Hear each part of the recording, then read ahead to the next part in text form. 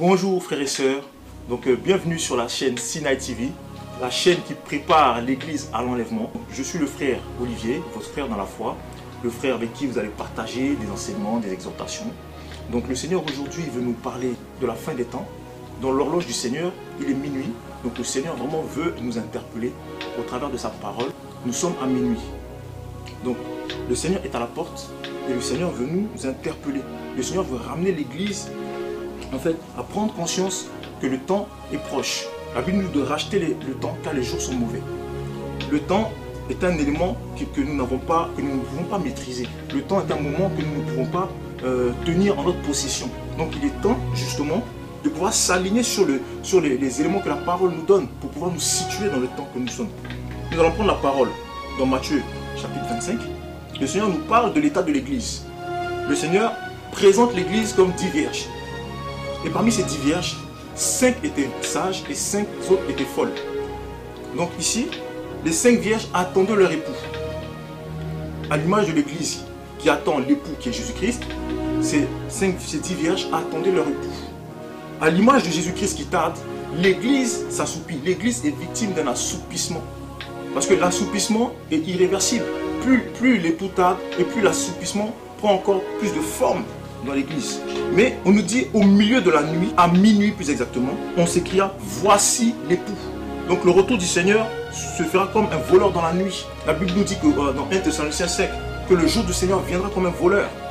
Parce que le voleur ne prévient pas de sa visite. Pendant que tout le monde est endormi, le voleur vient surprendre dans le sommeil.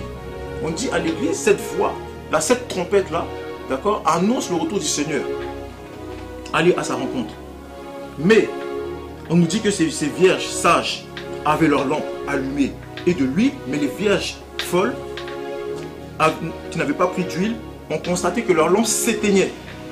Alors la lampe, qu'est-ce que c'est? C'est la présence du Seigneur. Psaume 119 dit, je tiens ta parole comme une lampe à mes pieds. Donc la parole symbolise la communion avec le Seigneur. La lampe signifie aussi ton intimité avec le Seigneur. Plus ton intimité avec le Seigneur est grande, plus ta lampe reste allumée. Et aussi, il faut aussi l'huile. L'huile, c'est le Saint-Esprit. L'huile, c'est l'onction. L'huile, c'est la présence du Saint-Esprit dans ta vie.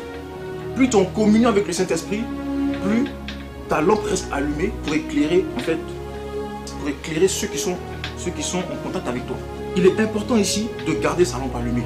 L'huile ne se partage pas. On ne peut partager l'intimité qu'on a avec le Seigneur avec un autre.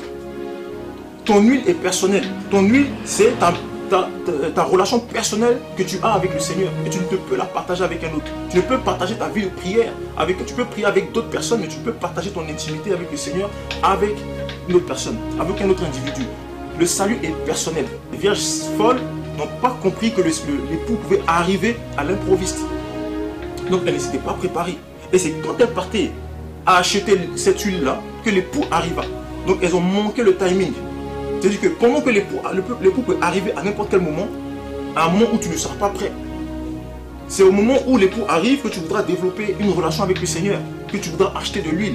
C'est au moment où l'époux sera déjà arrivé que tu voudras vraiment mettre ta vie en règle avec le Seigneur. Mais il sera trop tard, parce que tu manqueras le bon timing.